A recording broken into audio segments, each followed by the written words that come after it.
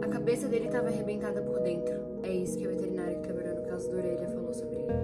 No dia 15 de janeiro de 2026, o Orelha, que era um cãozinho comunitário da Praia Brava de Florianópolis, Santa Catarina, um cãozinho idoso de 10 anos, foi atacado por um bando de adolescentes e morto, enquanto eles brincavam de quem dava porrada mais forte com pregos na cabeça dele.